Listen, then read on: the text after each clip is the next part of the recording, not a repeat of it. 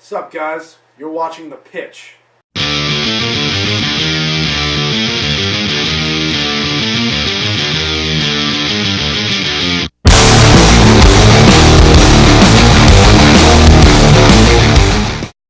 Hey guys, what's up? Welcome to The Pitch with Fox, B-Doms, and Mitch. I'm your host, John Fox, alongside here with B-Doms and Mitch Sabatelli. What's up? Welcome to episode number 19 of The Pitch.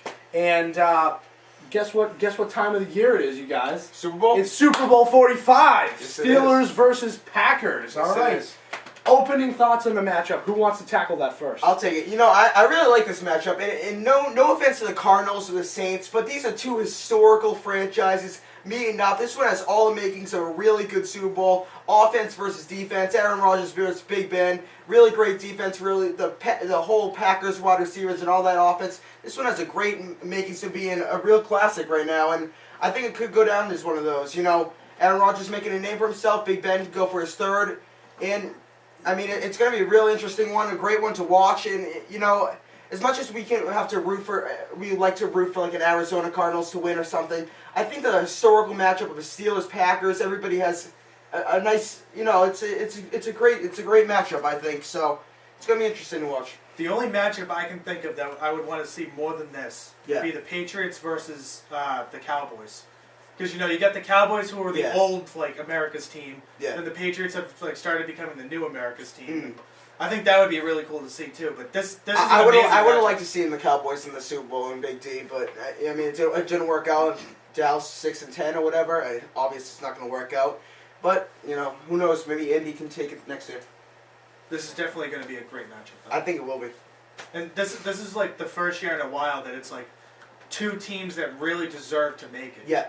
You know, like... And it's interesting, too, because Green Bay is 6 seed. They're coming back from adversity. They come back, make it all the way there. Steelers on the other side of the spectrum, 2 seed, come back, make the Super Bowl. It's not like it's 1 and 2. Aaron Rodgers has been hurt, too, and they're without Ryan Grant. Yeah. So that's I think the Packers are probably the best 6th seed ever.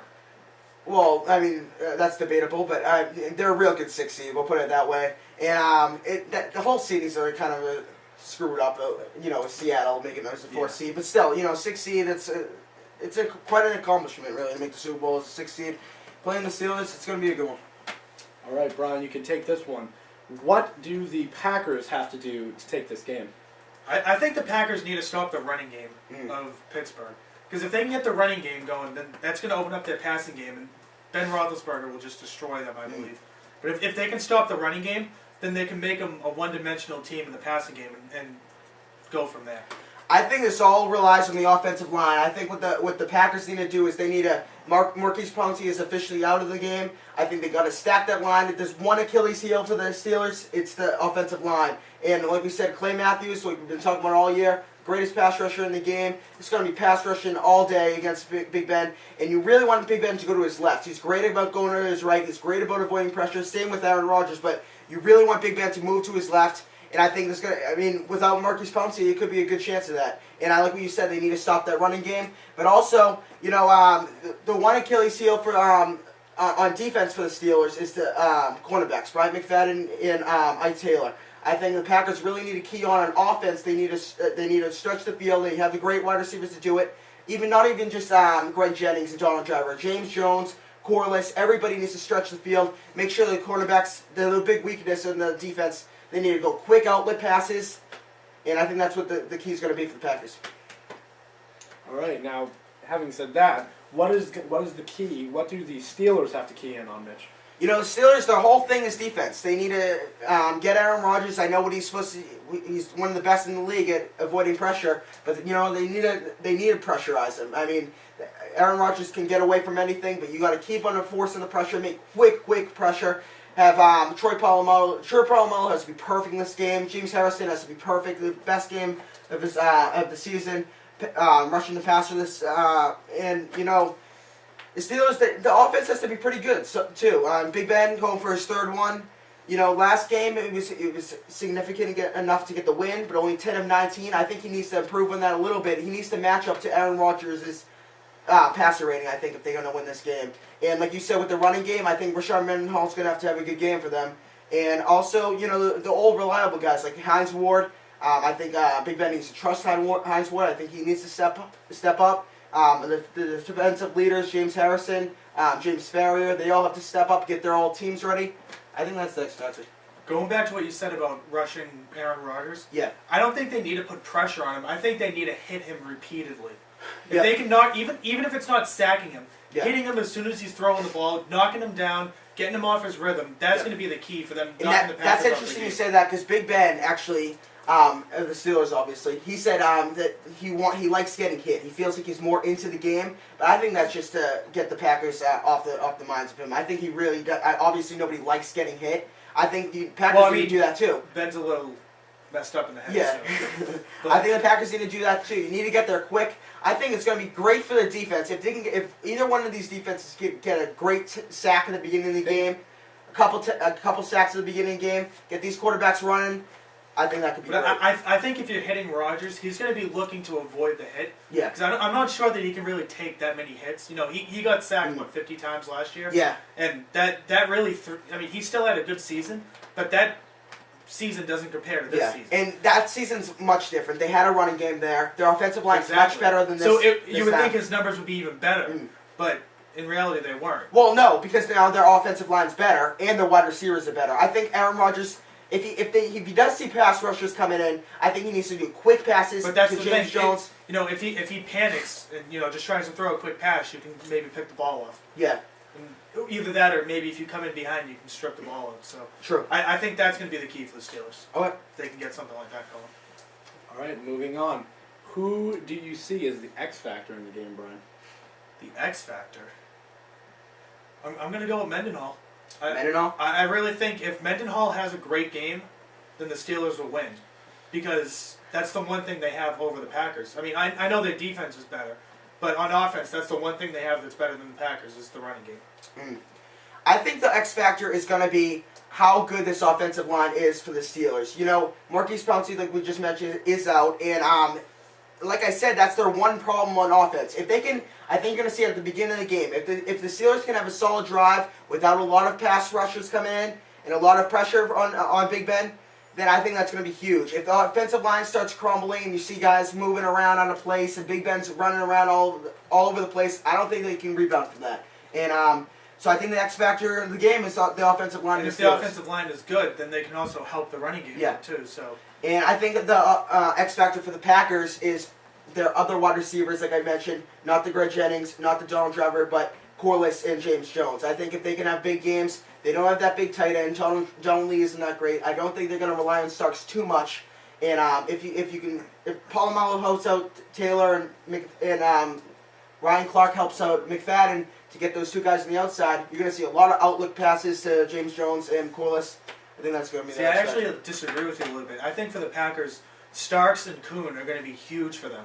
Because if they can get something going, they don't need to combine for 200 yards, but if they can get any running game going, it's going to help the passing game. I actually disagree with that. Aaron Rodgers, I know usually Super Bowl teams need a balance of running and passing. I think Aaron Rodgers is more like a Tom Brady. I think, like I was just going to say, I think Aaron Rodgers is more like a Tom Brady. I think if Aaron Rodgers isn't flawless in the game, I think the Packers aren't going to win. So I think Aaron Rodgers is going to need to throw a lot of passes in this game. And I think if the Packers are going to win, it's going to be a high-scoring game, and if Pittsburgh's going to win, it's going to be very low-scoring because it's going to play to their strengths. Packers want to be a gunslinging team, want to put the points on the board. If they're going to win, it's going to have to be a high-scoring game. They've been like that since Brett Favre, in Pittsburgh, their defensive team, I think if it's going to be a 17-14 game, I think Pittsburgh's going to take this. I think Pittsburgh's going to take it. I think Pittsburgh. I mean, the Packers defense is going to surprise people. Yeah. But like I said, like you said with Kuhn and Starks, I think Aaron Rodgers is going to need to really step up in this game, and I think he's going to have to put some serious passes on the secondary. That's their weakness in defense. If the Packers aren't going to, if Aaron Rodgers can't meet Big Ben in this game, there's no chance. I don't think. All right. Well, moving on to what we're touching upon what you just said, like surprising players and stuff like that. Yeah. Do you think there's any players that could surprise us and make an impact? I think Starks could surprise some people, and just like I said, the Packers defense in general. Yeah. Matching up with I'm not saying they're gonna do better than the Steelers, but they're gonna keep up with them. I think. Yeah, I mean, there's not too many surprising players. I think what you're gonna see is what you're gonna get. I mean, if you consider James Jones a surprising player, some people he might be. I don't think he's too surprising. I think guys like Sam Shields. I think Sam Shields is surprising, and Tramon Williams, the cornerbacks from Green Bay. We all know about Charles Woodson as a cornerback over there. I think the secondary is going to need to step up. You know, Big Ben's very experienced, and if Sam Shields and Tramon Williams, they've had a great postseason so far. I think they might surprise people and shut down some of these Steelers wide receivers. And I'll go with Sam Shields and Tramon Williams. Look for Emmanuel Sanders. Emmanuel Sanders. Look for Antonio Brown. Look for a lot of guys. You know, Big Ben, he trusts his guys. You see Antonio Brown. He was 3rd and 18 a couple games ago. Just throws it all the way downfield. Brown makes a great catch. That guy's a rookie. I just love Emmanuel Sanders' speed. Yeah. So I want to see him have a good game. Mike Wallace too. Mike Wallace, definitely. Mike Wallace is gonna have a big game, I think. Look for Hines Ward to get a few hits that he might get fined on. I mean, it is the Super Bowl, so. I think going back to the Mike Wallace thing, I think Packers, I think Steelers, they need speed. You know, we all know about their experience. If they can get guys who can really stretch the field, and Hines Ward's more of a possession guy, they're going to need Mike Wallace to go deep. Big Ben's going to need that outlet guy with Clay Matthews coming on. If he sees Mike Wallace deep, he's going to unleash it. I think that's going to be a big weapon. Something they haven't had recently. Alrighty then, moving on. It is really hard to imagine that your guys' records are tied, Yeah. but this one will decide it all. Whoever you pick, if you pick the same team to win the Super Bowl, you guys tie for the season. Yep. So let's move on to predictions. Who would like to take it first? I'll tell you. Take it. You know, Big Ben has all the experience here, and I think Steelers might be a little bit favored here. You know, I know their offense experience. We talked about Hines Ward. Their defense is the best in the league. Troy Polamalu, I guess the best defensive player in the game. We'll talk about that later. But Troy Polamalu, James Harrison, all these guys are very experienced. But I'm going to say with the lights on him, I think Aaron Rodgers is going to shine. I'm going to say Green Bay is going to take this. And I think it's going to be a very high-scoring game. I think it's going to be 35-28. Yeah, I mean, Green Bay's pretty much road to the playoffs was almost impossible, and yet they still continue to not just win, but win comfortably. Yeah, and think about it this way, too. The last game of the regular season, they were facing the Giants to get into the Super Bowl. They've had an extra playoff game than everybody else, and they've continued to defy the odds, win every game to make it this far. I think Aaron Rodgers is going to, for all that, I think he's going to have to put some of the bigger numbers up, or else it's all going to go down the tubes, really. And I think Aaron Rodgers, like I said, if it's going to be a high-scoring game, I think it's going to be Green Bay that comes out. And I think you're going to see that in the first half. If it starts getting a lot of touchdowns out there, I think that Green Bay is going to prevail. If you're going to see a lot of, if it goes 10-7 at the halftime, I think Pittsburgh might have the edge there with their experience. But I'm going to say, for right now, I think Aaron Rodgers is going to shine. I think he's going to put in some monster numbers. Yeah, I mean, I want to pick Green Bay so much in this game, just because of everything that's been going on. You know, it's kind of like that storybook win. And we're Pats fans, too, because, I mean, we don't want to see Big Ben get his third championship. You know, Tom Brady's the only one right now with 3 Super Bowls. I think he can expand on that, but Big Ben closing on to his legacy, I don't like that. And you know, Steelers, great team, have the most Super Bowl wins. I don't want to see them win another one. Unfortunately, I think they will. Yeah, you said that last week. Yeah, I really do. As much as I want to pick the Packers, I love the Packers. Yeah, but just something about this game makes me think Steelers. Experience. Maybe. Is that the thing? See, I think the offenses are pretty close, but then the defense is where the key is. And you know what? You've seen it before. If it comes down to a last drive and Big Ben has the ball in his hands, I don't want to be a Packer right then. I mean, they're very. We talk about all the experience Steelers have, inexperience on the Packers side. I mean, Clay Matthews, their best defensive player. It's only his second year. I mean, there's not a lot of experience in that team. Aaron Rodgers, he's their main guy on offense. Not a lot of experience, you know. If the Steelers going to win, it's going to be from experience. The thing that I think about when I think about who's going to win is who do I see collapsing the most? And to me, it's not Pittsburgh. I'm not going to say it is the Packers, but I just can't see Pittsburgh in this game collapsing and falling apart. I'm just going to say Packers are going to come out in a really good run. And if they do, I think there's a better chance of them coming out in a good run than not. If they don't, I'm going to say Pittsburgh's going to take it, but right now I'm going to say Packers. I still feel that running game is just going to hurt the Packers. Mendenhall? All right. No, the Packers running game. is going to hurt them. I don't know. Stocks, I mean, yeah, through the regular season it's one thing, but in the Super Bowl against the Steelers, you need that mix against. The I Steelers. think Starks can make a name for himself in the Super Bowl. He could. But I think it's going to be a lot of passes from Aaron Rodgers.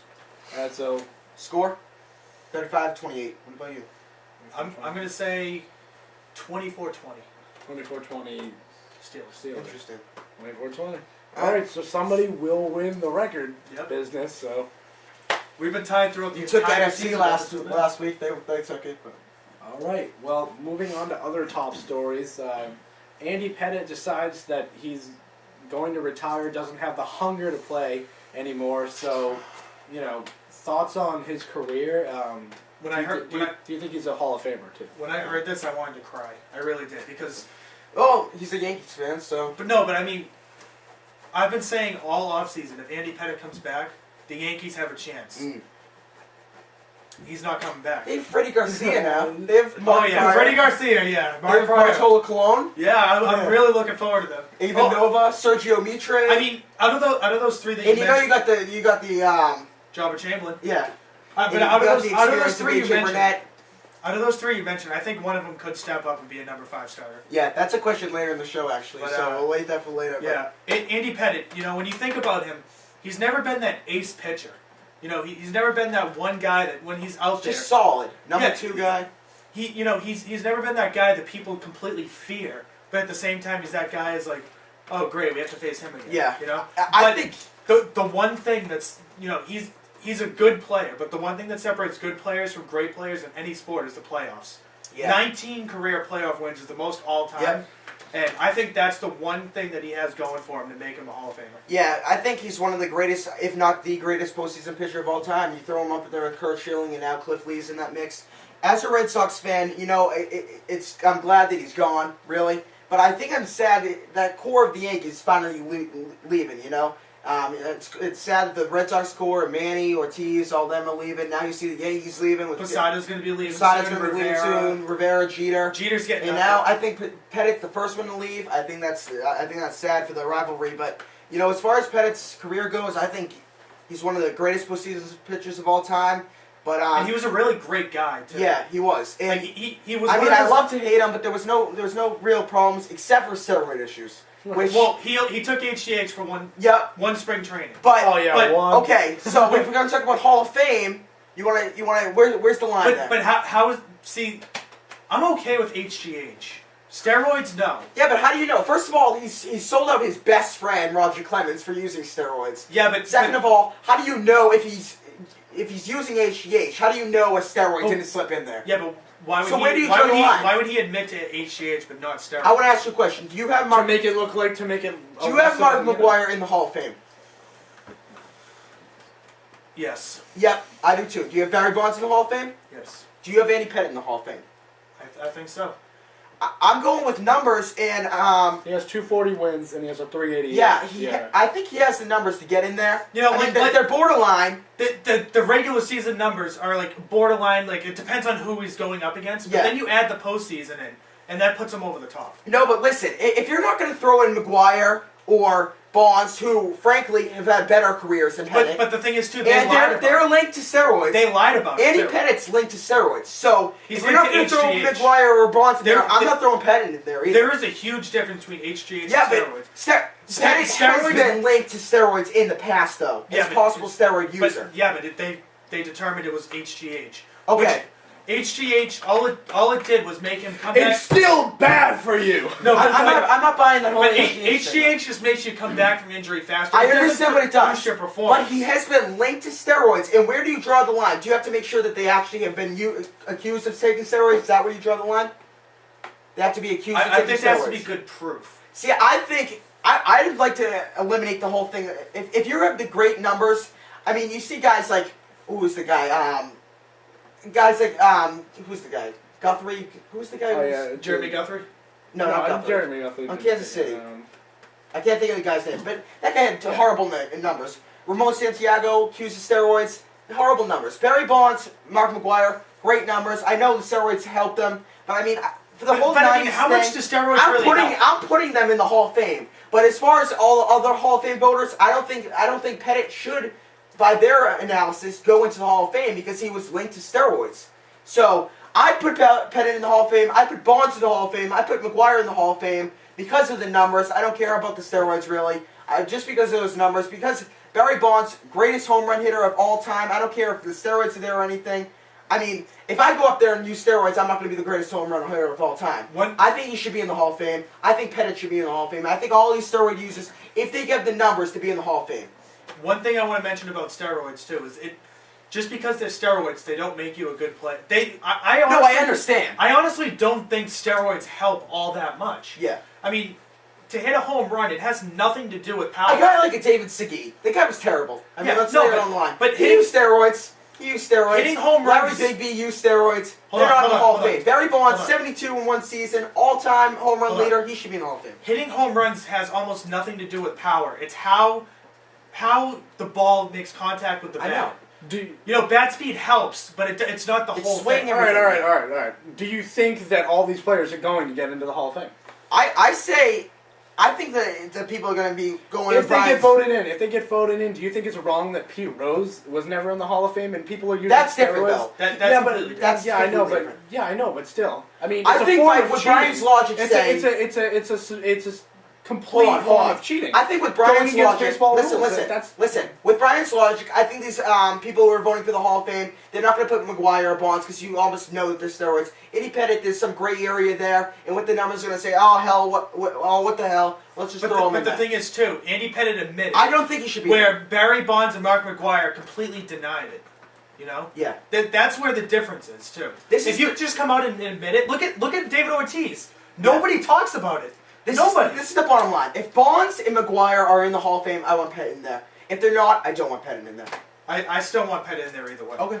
I would feel better about putting Pettit in there than either one of them, to be honest with you. But I'd still put all three in. Alright, it's not too long. And I think a pitcher on steroids too is a little different. Yeah. Well, cheating is cheating. So, But also it was the steroid era. So I think for that time frame you should just Wipe out everybody? No, I'm just saying just knock steroids out of it. See, Yeah, that's what I just said. I know. If you see the numbers, just let them get in. All right. Everybody has their own opinion. We'll move on to the But I mean, if next. you think about all the best players, most of them are on steroids. So. All right. The next story has to be very brief. Vladimir Guerrero signs a 1-year contract with the Orioles. Do you think that's a good move? I do. I want my Orioles to come in third. Okay. So alright. adding Vladimir Guerrero to any team is going to help. So. Yeah, for 1 year, if this was a 2-year deal, it's iffy. It's iffy, yeah. You know, Baltimore's a young team. They have nothing to lose. Baltimore, they have a great park. They want their fans in there. Vlad Guerrero could put the fans in the seats for this year. This isn't like a Miguel Tejada signing. It's not like a Rafael Primero signing they made a couple years ago for a long term. This is 1 year. Why not? I mean, the guy put up some serious numbers last year. He even had some MVP candidate in the first half. And going as a DH, Why not? I mean, why not? You know, the Rays just got Manny and Damon. I mean, Orioles need to make a splash. They made some serious moves. I like this move better than the Manny and Damon moves.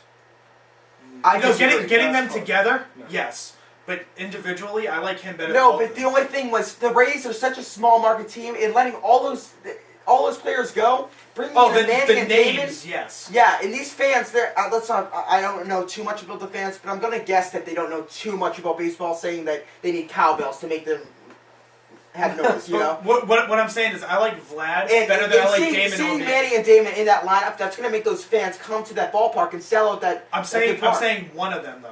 Like Damon or Manny, not Damon and Manny. Yeah. I like Yeah. Vlad better than those two players. See, the only thing is the Orioles have a solid lineup right now, but their pitching, I mean, their best pitcher right now is Jeremy Guthrie, and then they have a Brian Mattis, who's a question mark. The whole other rotation's a question mark. The whole bullpen's a question mark. That's what I'm saying. The Orioles have solid offense. I think they should have gone out and got Jeremy Bonderman. He's still out there, isn't he? He's close to signing with the Tigers, but I mean, Bonderman. I just think that'd be a good move for them. You know, a sixth guy that could step in, maybe. Maybe. I mean, he was good. All right. We're gonna have to cut this segment because this has gone on way too long. Way too way too Sorry long. about that. All right. Well, we have much more on the way. NBA coming up next. We'll see you then.